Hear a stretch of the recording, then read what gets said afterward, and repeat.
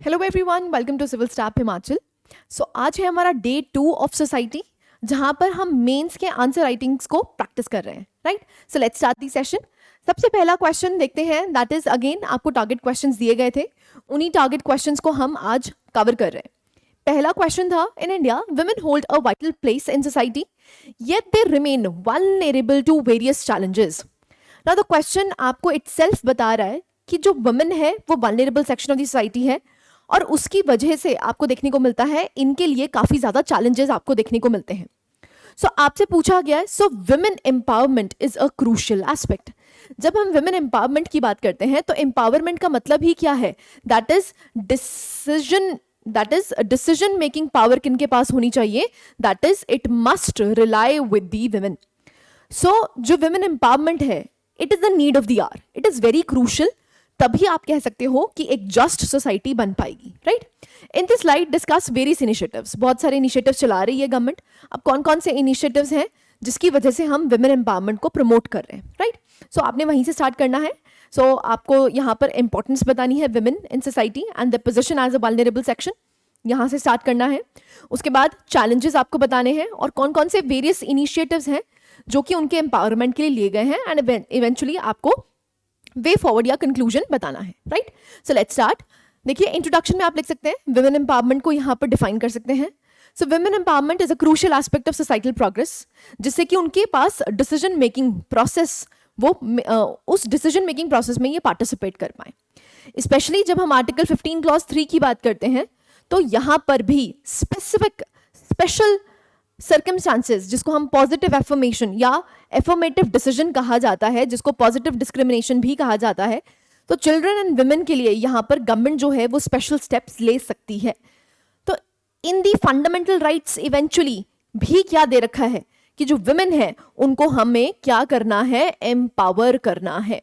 Right, सो आप यहाँ पर देख सकते हैं, emphasizing the welfare of the women and children, allowing the state to make special provisions for their benefit. Now, what are the challenges? सबसे पहला क्या है? जो women है उनको जो भी क्लास से बिलोंग कर रही हैं, चाहे फिर वो SC/ST से बिलोंग कर रही हैं, वल्नरेबल सेक्शन से बिलोंग कर रही हैं, उसमें भी आपको जेंडर बायस, जेंडर डिस्क्रिमिनेशन देखने को मिलता है।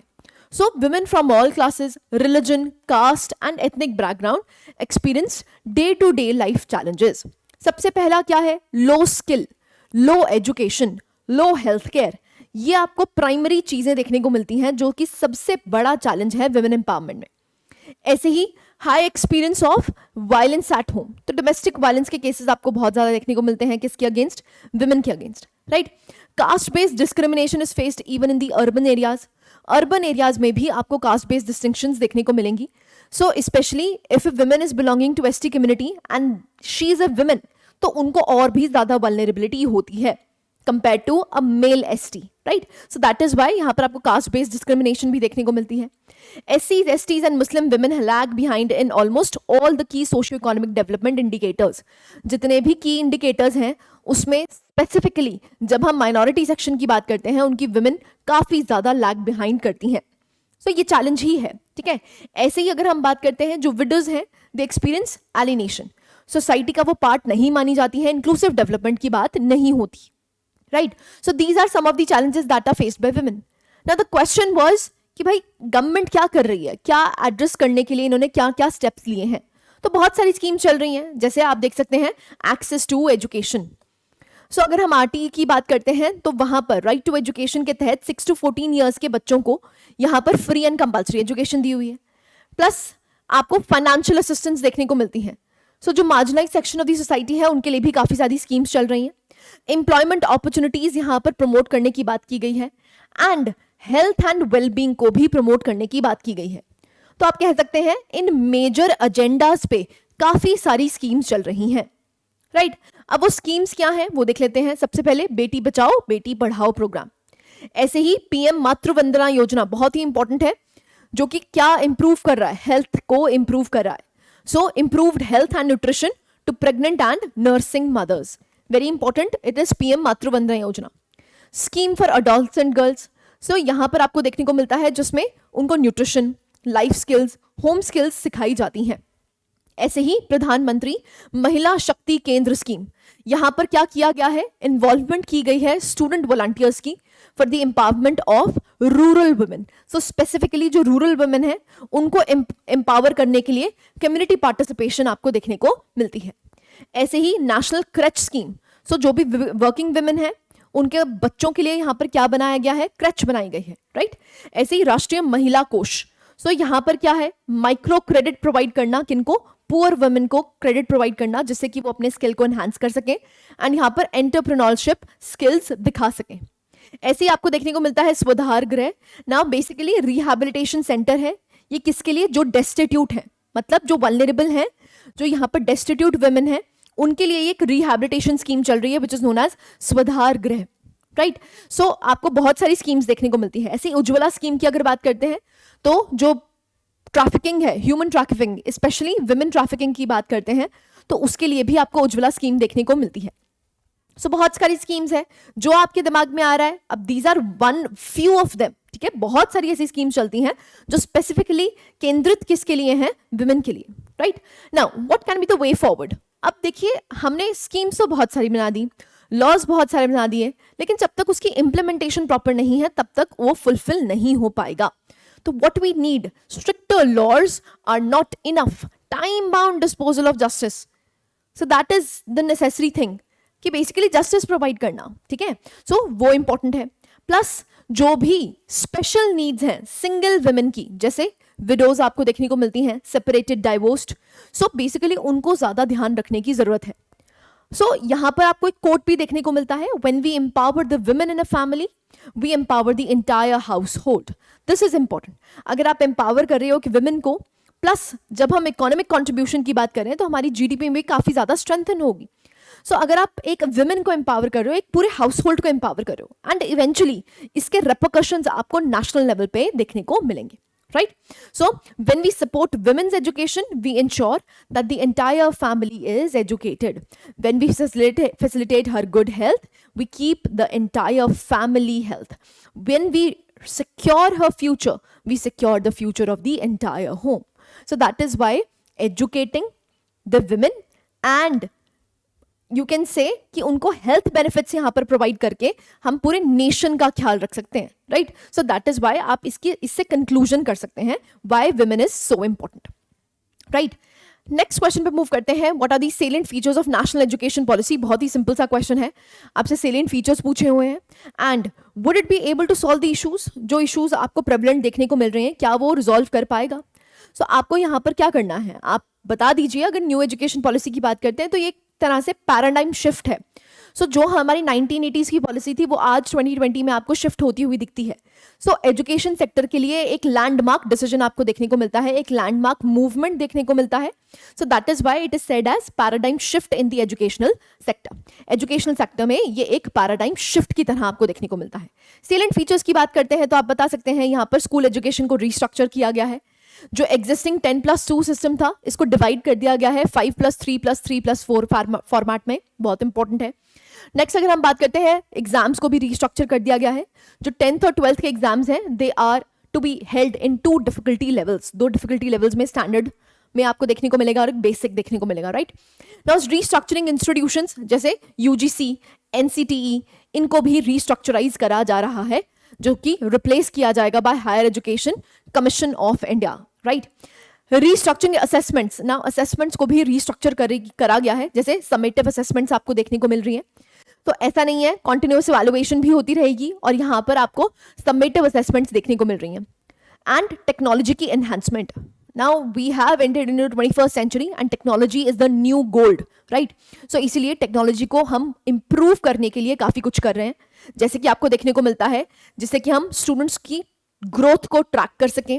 Academic bank of credit ABC जिसको कहा गया है वो भी बनाया जाएगा, जिससे कि आपका एक पोर्टफोलियो तैयार होगा जिसमें आपको एकेडमिक्स के साथ साथ को करिकुलर एक्टिविटीज को भी प्रमोट किया जाएगा। उसके लिए भी आपको स्कोरिंग देखने को मिलेगी, right. So these are some of the key features, key salient features of NEP, right. ऐसे ही बहुत सारे लिख सकते हैं, जैसे the focus on mother tongue, right. So जो आपकी प्राइमरी स्कूलिंग है वो प्राइमरी स्कूलिंग आपके मदर टंग में हो सके। Introduces exit options, multiple exit options हैं। For example, you have entered into the graduation, आपने 1 साल ग्रेजुएशन का कर लिया है लेकिन अब आप उससे खुश नहीं हैं, तो वहां पर भी आप एग्जिट कर सकते हैं। तो मल्टीपल एग्जिट ऑप्शंस आपको दिए गए हैं। ऐसे ही फॉरेन कोलैबोरेशंस भी आपको देखने को मिलती है। फोकस किया गया है R&D पे, जो कि बहुत ज्यादा इंपॉर्टेंट है। एंड ओपन और डिस्टेंस लर्निंग पे भी काफी ज्यादा फोकस किया गया है। तो ऑनलाइन डिजिटल लर्निंग पे भी काफी ज्यादा फोकस किया गया है। ऐसे ही कुछ स्पेशल एजुकेशन जोन्स बनाए जाएंगे। तो जो भी डिसएडवांटेज स्पेशल ग्रुप्स हैं उनके लिए आपको देखने को मिलेगा कि वहां पर स्पेशल जोन्स, एजुकेशनल जोन्स बनाए जाएंगे। So these are some of the key features of NEP, right. Now can NEP resolve the issues? अब जो इश्यूज हैं क्या रिजॉल्व हो पाएंगे? देखिए, अगर हम यूनिवर्सल एक्सेस की बात करते हैं तो ये इसको इंश्योर करेगा। ऐसे ही अर्ली चाइल्डहुड एजुकेशन, सो आप देख सकते हैं जो NEP है, it solves the ECE by introducing hitherto, that is pre schooling, 3 years of pre schooling age जो आपको देखने को मिलती है 3 to 6 years under the school curriculum. School curriculum में भी इसको ऐड किया गया है, राइट। नहीं तो RTE जो था हमारा वो कहां से कहां तक था, 6 to 14, तो छोटे बच्चों को केटर नहीं किया गया था। अब उन छोटे बच्चों को भी केटर किया गया है, 3 to 6 years को भी केटर किया गया है। इक्विटेबल एंड इंक्लूसिव एजुकेशन आपको जोन्स देखने को मिलते हैं। Improving the quality of education, this is important. जो स्पेशली हायर एजुकेशन आपको सिस्टम देखने को मिलता है वहां पर क्वालिटी ऑफ एजुकेशन को इंप्रूव किया जाएगा। एक मल्टी डिसिप्लिनरी अप्रोच है, जैसा कि मैं आपको बता चुकी हूं। ABC जो क्रेडिट स्कोर आपको दिया जाएगा और not on the basis of academics but को करिकुलर एक्टिविटीज को भी काफी ज्यादा प्रमोट किया गया है। सो इसीलिए एक मल्टी डिसिप्लिनरी अप्रोच अपनाई है, राइट। ऐसे ही R&D के लिए भी काफी ज्यादा फोकस किया गया है, इम्पेटस दिया गया है, जो कि आप देख सकते हैं इंडिया की लो इन्वेस्टमेंट है R&D में, इट इज जस्ट 0.6%। इसको इंक्रीज करके हम 2 to 3% करना चाह रहे हैं। सो इम्पेटस इसको भी दिया गया है। तो इट कैन रिजॉल्व, जिस तरह से ये पैराडाइम शिफ्ट लेके आएगी, it can resolve the systems in education. Now what are the, आप देख सकते हैं क्या इश्यूज हैं, क्या चैलेंजेस हैं जो NEP फेस कर रही है। सबसे पहले बजटरी एलोकेशन। एजुकेशन के लिए जो बजटरी एलोकेशन है it is very very less, इसको इंप्रूव करने की जरूरत है। दूसरा, education in concurrent list. Education आज कॉन्करेंट लिस्ट में आपको देखने को मिलती है। So centre needs cooperation from the states. Centre को कोऑपरेशन चाहिए स्टेट से, तभी ये इस पॉलिसी का सबसे ज्यादा बेनिफिट उठा पाएंगे। तो ये भी आपको एक चैलेंज देखने को मिलता है। विमेन का जो representation in stem sector, stem का मतलब क्या है, science, technology, engineering and mathematics. So stem sector में जो विमेन की परसेंटेज है, रिप्रेजेंटेशन है, it is very very less. Job opportunities, so अगर हम NEP की बात करते हैं, it gives an impetus to education in arts and sciences, the jobs opportunities in the market is still limited. अभी भी जॉब मार्केट इतनी ज्यादा एक्सपैंड नहीं हुई है, तभी आपको अनएम्प्लॉयमेंट रेट ज्यादा देखने को मिलते हैं। ब्रेन ड्रेन की बहुत ज्यादा प्रॉब्लम है। अगर हम न्यू एजुकेशन पॉलिसी की बात करते हैं, वो ब्रेन ड्रेन को कैसे केटर करेंगे वो बात कहीं नहीं की गई है, right. So that is why it is important, ये चैलेंजेस एग्जिस्ट करते हैं। नाउ कंक्लूजन में आप लिख सकते हैं, जैसा कि आपको देखने को मिलता है, हमारा जो बजटरी एलोकेशन है उसको इंक्रीज करने की जरूरत है 6%, जो कि आपको बाय कोठारी कमीशन और TSR सुब्रमण्यम कमीशन में ने भी कहा था। सो फंडिंग इंप्रूव करने की जरूरत है। एंड आप कह सकते हैं एक तरह से कंसल्टेशन, एक कोहेजन की जरूरत है from the states and the centre, जिसकी वजह से हम एक एजुकेशन रिफॉर्म जो लाना चाहते हैं या एजुकेशन में हम एक वाटरशेड डेवलपमेंट करना चाहते हैं, that is important, right. So this was question number 2। Again दोनों ही हमने 12 नंबर के क्वेश्चंस किए हैं, इंपॉर्टेंट टॉपिक्स हैं। नेक्स्ट हम मूव करते हैं, that is what are the major reasons of migration in India. Now this is very important, easy भी है, इंपॉर्टेंट भी है। माइग्रेशन की अगर बात करते हैं तो आप यहां पर 2 फैक्टर्स से इसको जज कर सकते हैं। आपको एक पुल फैक्टर्स देखने को मिलते हैं और एक पुश फैक्टर्स देखने को मिलते हैं।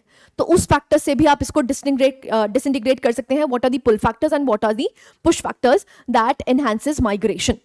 तो स्टार्टिंग कहां से करनी है, सिंपल है, माइग्रेशन को आप डिफाइन कर सकते हैं। So movement of people from their homeland to another city, state और कंट्री फॉर अ जॉब और शेल्टर और something else, it is known as migration. So अगर हम कॉजेस की बात करते हैं तो आप पुल और पुश फैक्टर्स दोनों कर सकते हैं। सो अगर हम पुश फैक्टर्स की बात करते हैं तो इकोनॉमिक फैक्टर्स, तो economic factors pull factor push factor दोनों हो सकते हैं।